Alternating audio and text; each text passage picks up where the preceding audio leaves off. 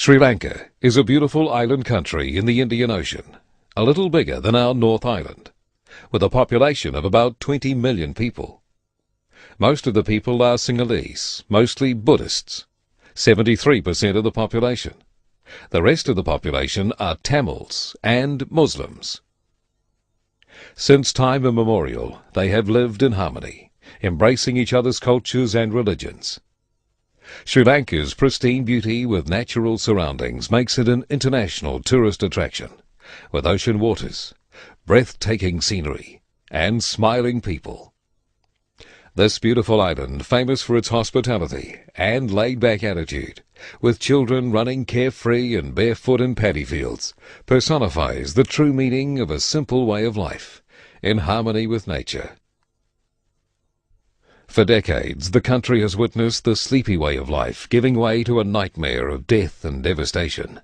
The Sri Lankan High Commissioner to Australia, Kusum Balapadabendi, in this exclusive interview, gives an insight into the conflict and talks about the current situation in Sri Lanka.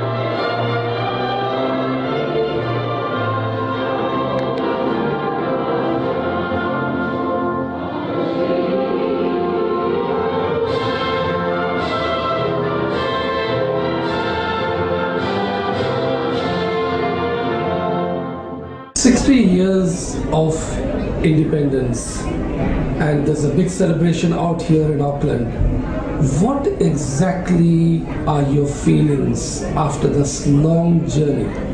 Well, I feel that we have had successes, achievements, and also failures. As a nation, we have had failures and achievements. So taking to a balance, we feel that we have achieved more than what we have failed, because failures are our own creation. So this creation of failures could be recovered and corrected by unity among all peoples of our nation. This is exactly what we achieved by getting independence.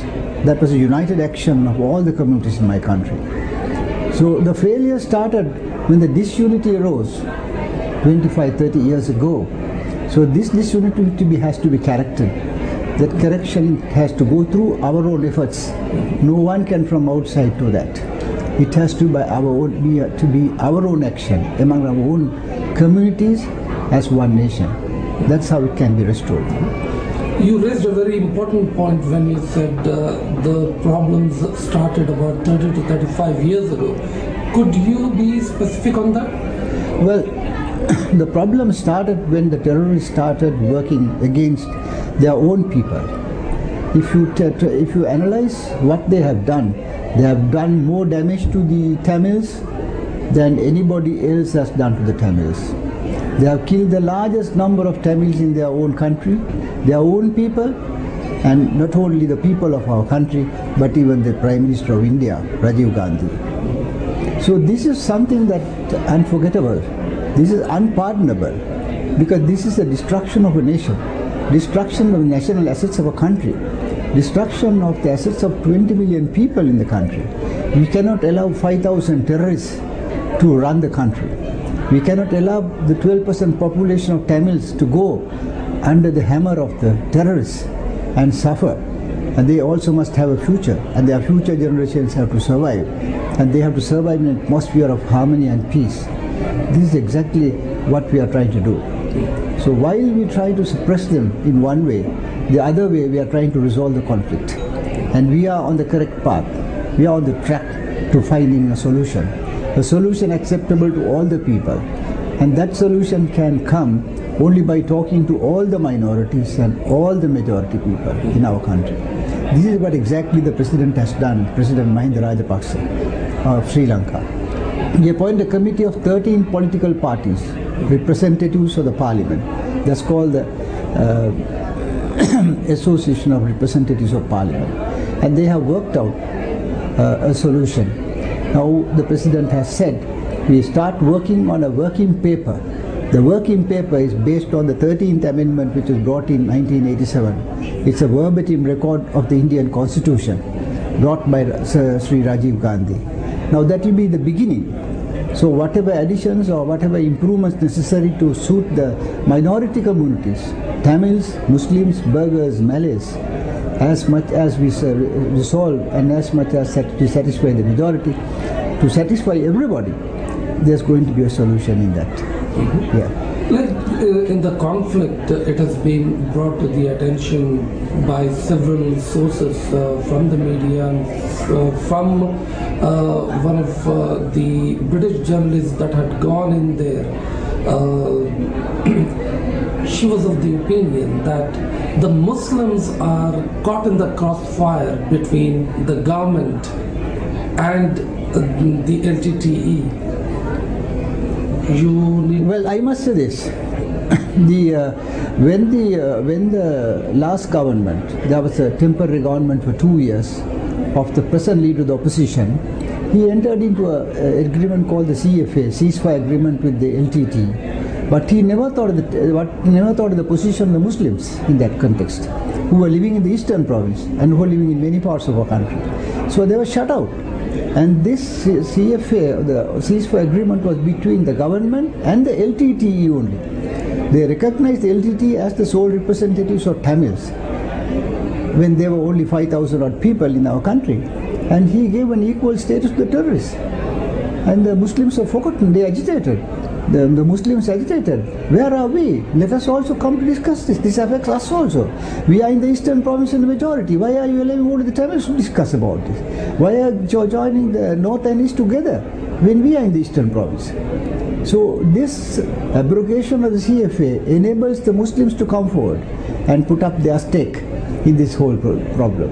And this also allows all minority people in the country and all the majority people to find a compromising solution. And that solution is available because the majority community, 74% Sinhalese, want this problem resolved. They do not want a military solution. My president never wants a military solution. He is always for a peaceful negotiation. It's on the cards. Yeah, but how come now the Muslims are being subjugated and terrorized by, both the entities? No, they can't do that because we have liberated the Muslims in the Batticaloa district. We have liberated the eastern province. Through a war we had to liberate. And they are no longer under the Tamils. They are no longer under the Tamils. They are liberated and they are an autonomous group of people. And they have the right and stake to come up in local government politics which are around the corner. Yeah. And now the ceasefire was being observed for such a long time, and only till recently it has been forsaken, and the government issued a statement saying that it has run out of patience. Well, I must say it was never observed. It was a dead letter. From the beginning it was a dead letter. They never came to settle. They never raised one issue with the then government of the UNP at that time.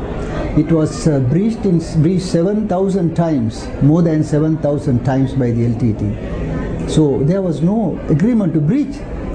There was no agreement in existence in the first place. And it was the right step that was taken to abrogate it, at least on paper, because it was not available in action. It was a dead letter. Yeah.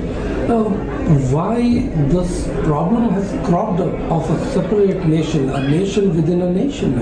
Yeah, this is exactly the point, there is no need for another nation inside another nation, and there cannot be one country within another country. So there is this, and that's a very small area that they are living. They are confined themselves, but they were not alone by themselves. What they did was an ethnic cleansing. They threw out all the Sinhalese, they threw out all the Muslims out of northern province to show that this is their own native land, when it was not so. And they say, this is our homeland. There is no homeland. That is the homeland of all the Tamils. The whole of the country is the homeland of all the Tamils. This is the homeland of all Sinhalese, the homeland of all Muslims. So there are no separate places for anybody. It is one nation. And there are Tamils living in the south of Sri Lanka. 54% Tamils are not living in the north and east. So that is the situation. So there's no need for a small state on part of the country. And that's a very small country of 65,000 square kilometers.